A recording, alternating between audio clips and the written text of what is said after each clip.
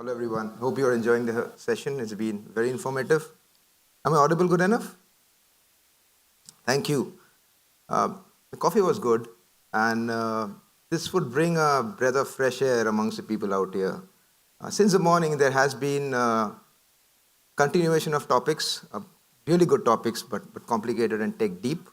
As Ram clearly narrated, I'd like to touch base on the lighter side of the aspects. It's more about the human aspect, it's more about soul searching, it's more about thinking what is right for people. So, a quick introduction to myself. My name is Arnab Chatterjee. I work in a global financial firm, Nomura, which is a Japanese investment bank. I head platform engineering for my organization and have more than 20 years of experience. To start with the scenario, the situation, just imagine you are in a world of cybersecurity chaos, where every second thing that comes across you is foreseen as something that's going to attack you and hit you. And in that scenario, there's one question that you constantly ask yourself: who guards the guards? Who guards the guards? Now, these guards are who? These are the people, the developers, the maintainers, and the set of software utilities that are responsible of securing the chain, the guardrails around your estate. You must be wondering that if they are taking care of us, who is keeping an eye on them? Now, these guards in reality are not the one that you can see on the screen. They are not laden with smart uniforms. Rather than they are very smart people, but they are most often sitting in their shorts, pajamas, jeans, tracks on the couch and doing their due diligence. You won't be surprised to know that these people are doing their job of a security guard, maybe sometimes swapping between the Netflix episodes. Now that's not something to demean them, but as a reality, they do it for free. They do it because they have love for the open source community. They do it because they love securing softwares, and they do it because somebody has to do it, isn't it? So the main question is, how do they manage to do this amongst all this chaos? The estate of open source community and software is magnanimous. How do the people not burn out? How do they manage to take care and look after and apply so many guardrails without any paycheck? Isn't it fascinating? So let's go ahead and see what are the factors that allow them to go ahead and keep the ball rolling in a difficult situation and challenging environment. Sounds like a superhero story, isn't it? The first point here that comes to the rescue is transparency. You can see on the left, in my defense, I was left unsupervised. Now, this could be counterintuitive and could be debatable that if you're transparent, you basically are opening your entire code base. Now, in open source, is that a good thing or is that a bad thing? Absolutely right. I mean, take example of a couple of very famous holocausts, I would call it, Heartbleed and Log4Shell that took place. The prime reason, not that it had a massive blast radius, the prime reason why it was counteracted because of it being open. You had enthusiastic people from all of the community and developer environments coming and trying to help each other. The transparency, the openness of the whole system allowed people to come in and generate a fix, or rather come and brainstorm about the problems. The humongous amount of people coming in forward because everybody was impacted towards it, and when you are impacted yourself, you are the first person to raise your hand and say that, I'm going to come forward and fix it. That's the power of transparency. Transparency brings the community together. It binds people. Normal bugs and vulnerability are open for fix for everybody. Not only about wait till you get impacted, it's for a continuous improvisation. It's for continuous assessment of projects that are in a specific set of life cycle. Good example about, there's a code that Linus mentioned, given more number of eyeballs, no security threat is big. So the principle of 4 eyes can get multiplied to the principle of 16 eyes and maybe 16,000 eyes to put more guardrails. Now, while transparency is very powerful, it has some challenges. It has some challenges because you talk about being open. The issues that are raised are open as well. So if a bug raised is completely open without responsible disclosure, it can lead to hackers attack them before anybody else. And that's where the guardrails and the responsibility of a maintainer comes into the picture, where he does due diligence of securing and making sure the guardrails are in place before it gets democratized. Linux kernel, epitome of stability, one of the most successful open source projects. It has thrived, it has bubbled, it has blossomed under the cultivation of transparency. One more challenge about transparency is uh, too much noise. Yes, when you're transparent, you'll have more than needed people to come forward and help you. And a lot of times, there's a snowball effect with respect to the kind of issues that are raised. That's okay. The people involved in that project have a hard time covering those circulation of events. But let's take an example of what if we were not transparent? What if we were obscure by security, where your code is not very open? What would happen then? You would hide your codes and only open it when somebody else hacks it and attempts an attack. I believe that's not the right choice. And that's the reason transparency continues to thrive as the number one choice, as opined by the community. Now, since the morning, we've heard a lot about it. I think it's Salyam and Harsh, they've taken the bones out of this topic, automated security tools. So I'll just scratch the surface in the interest of time and everybody's knowledge. You talk about automated security tools. We spoke a lot about people because this talk is more about empathy and people. But, let's be realistic. Open source software is everywhere, right? From your mobile phones to distributed systems, thousands and millions of lines of codes, tons and tons of vulnerability. There is only some aspect that a human can cover. Talking about utilities, running them manually, there is only some small percentage of task and horizon that a person should cover. You cannot do without automation, especially today in the age of, we had a wonderful presentation of quantum, we spoke about AI, we spoke about automation. There are utilities that come to your help, come to the help of people who are trying to make sure that the whole environment is secured. So good examples, very simple examples about securing your code while it's being developed, making sure that the SAST, static analyzation security tools come into the picture and erase browse when there is a problem. And of course, going a step ahead, you have the biggest problem in vulnerabilities is a third-party library management, where the whole core platform isn't really vulnerable, but when it pulls out external third-party dependencies, there could be malware injected in it. So dash scanning takes care of that. There are utilities like Snyk and Dependabot that's come really good. And there's many such utilities that allow it. So as I would say, automated security tools are the cornerstone of making the ship balanced. As you can see on the picture, it's a net that can catch fish and catch fish in abundance.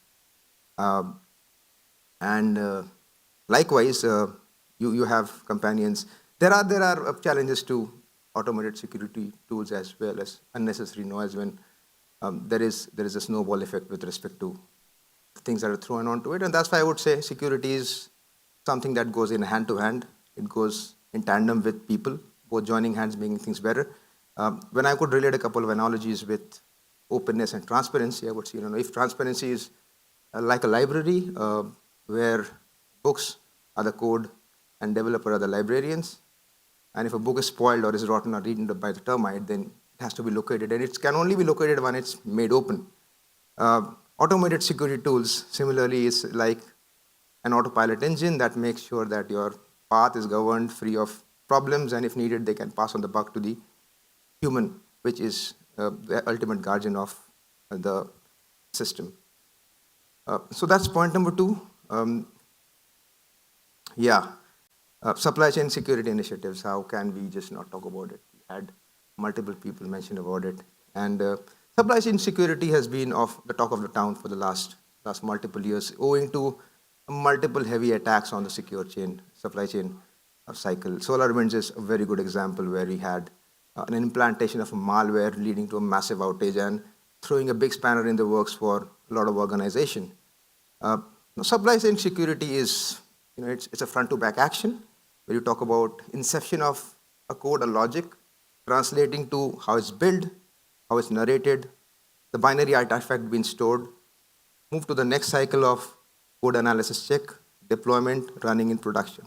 So as you can see, there are multiple junctions available, and there has been massive effort from the community and individuals to make sure that supply chain security is really of prime importance.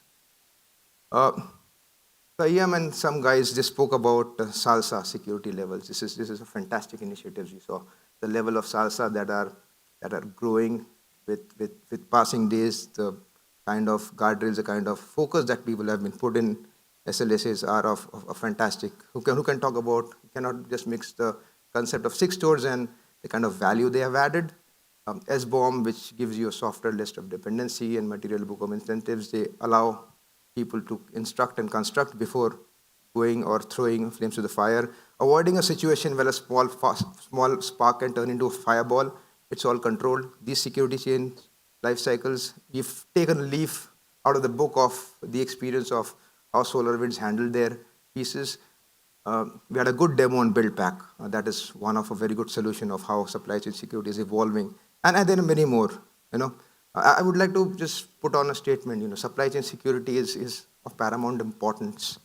It's like you're trying to secure the water supply of your whole town, where you have the connected in-source repository and the target consumers, and you have built junctions in the between. A single loophole can actually cause an outage. So it's that important, it's that baked in, and that's why it's something that's of paramount important. Two challenges is ever evolving. So the pace at which it's covering the base, covering the estate is really rapid. So people really have to be up to it and adapt to it. It's about transformation. It's about being ready to change yourself and your mindset. Fourth point is about, okay, before I get started on the slides, I'm pretty sure we have some maintainers in this room. If I can see hands up on the total number of maintainers. I can see a few, and sincere apologies. There was no intention in trying to pit gentlemen. I think you look much better than them. It is just a metaphor. Also, he looks good, but no intentions at all. It's just a metaphoric representation of a guard, of a bouncer who would protect your systems. Talking about maintainers, we started this topic with the human aspect, and this is where I've hit the nail on the head. It's about taking care of these people. We spoke about those guards, but there is somebody on top of those guards, among those guards, is part of the wider variety of things. It's a maintainer.